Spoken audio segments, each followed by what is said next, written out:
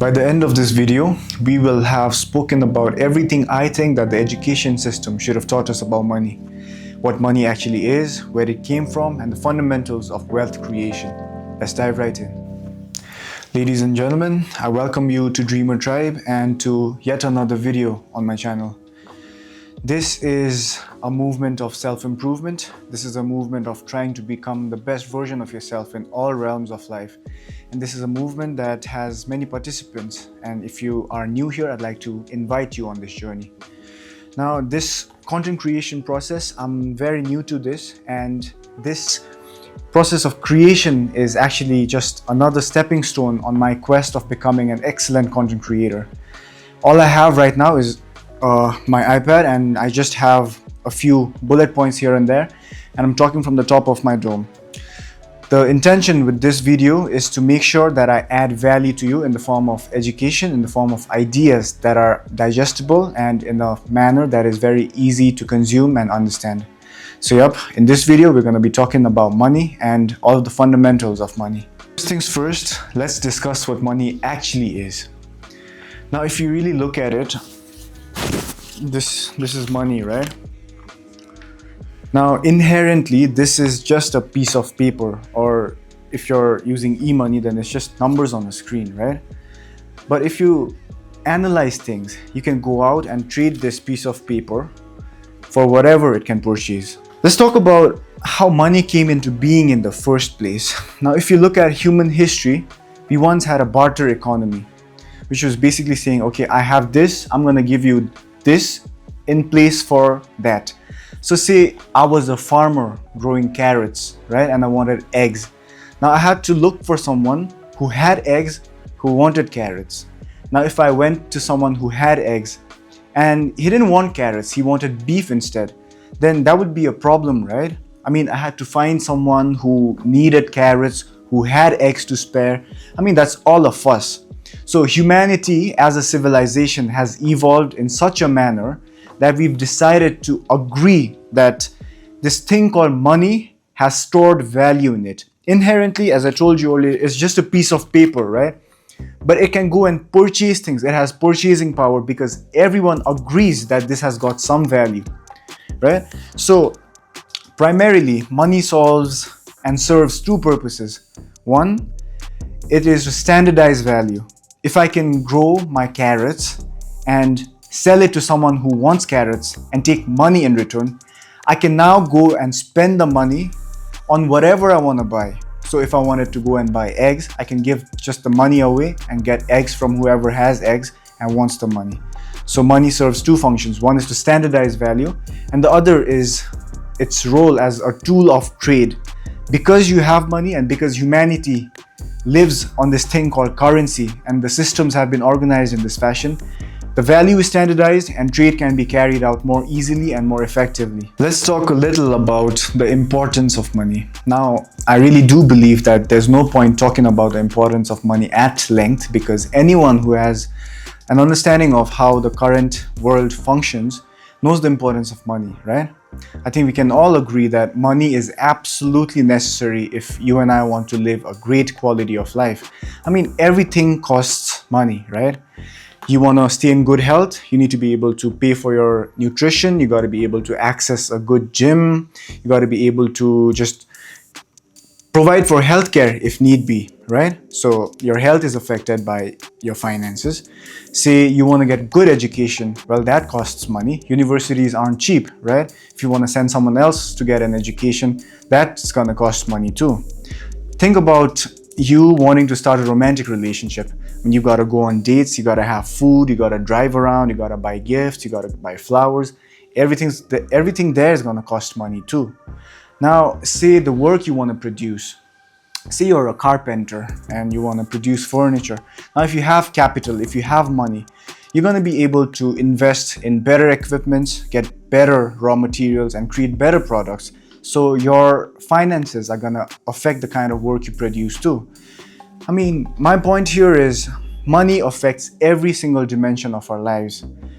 But the surprising part is how the traditional systems of education, which most of us are a product of, doesn't teach anything substantial about money, right? I mean, think about it. For the most part, most people spend the majority of their wakeful hours at a job, trying to make money, try to put food on the table for their families, and so much so that they identify themselves with what they do. And this all important subject of money, we haven't been taught much of. I mean, if you just reflect on the syllabus that the school presents to you as a child, you're taught about how the atoms are structured, the mitochondria being the powerhouse of the cell, igneous rocks, different types of clouds and winds, and trigonometry and all sorts of things, right? But what substantial is taught of money? Right? Think about it. Does it not surprise you? Well, it surely does surprise me, and I mean, I wasn't happy with how the traditional systems of education were designed. So I've made it a point to try and learn things of value about money from people who have tried to solve the game and have won at it. So assuming that you're someone who'd like to make a lot of money too, I'd like to talk to you about a few things which I think are the fundamentals of wealth creation. First, I urge you to be observant and just see how the world is functioning right now. All of us are constantly spending money, right? Whether it be small amounts or large amounts, all of us are making transactions. Now, if you carefully observe the nature of every single transaction that takes place, you will realize that every time you hand over money to someone, whether it's for your cup of coffee or whether you are buying a pair of shoes, you realize, if you really notice and observe, that what you're getting in return for the money you spend is some form of value. Like I said, it could be in the form of a cup of coffee, it could be in the form of a pair of shoes, you could be buying an apartment, spending money in return for an apartment, right? Now, all of these prices differ because the amount of value that you're receiving differs too, right? Naturally, your cup of coffee might cost you $100, and your pair of shoes might cost you about $10,000, right? Why is it so? Now, this is because the value you receive from coffee is lesser compared to the value you're receiving from that pair of shoes, right? Make sense? I hope you're on the same page until now. Now, if you really look at it, if you are spending money to receive value, and this is how most transactions are made, what would it take you if you want people to pay you? If you flip the script and if you go from a mindset of being a consumer to being someone who is a producer, then you think of ways in which you can get money from people, right? So if you and I want people to hand over to us the money that they are willing to spend, you and I are supposed to figure out ways to add value to the lives of other people. If you're going to have to make a lot of money, you're going to have to add a lot of value, right? So say you want to make $1 million. Now do the math. You can have something called the wealth equation, and we'll dive a little deeper into that in a short while. But play out the numbers. Say your goal is to make $1 million, right? Now what you are going to have to do, one, you can sell $1 million product to someone, right? One person, and you sell them a product of $1 million, like say a villa, a luxury villa, right? That's how you can make $1 million. Or you can sell a $1 product to 1 million people. That's gonna give you $1 million too. Or you can sell a product for 100,000 to 10 different people. That makes $1 million too. My point is, you can use a variety of combinations to fit this equation.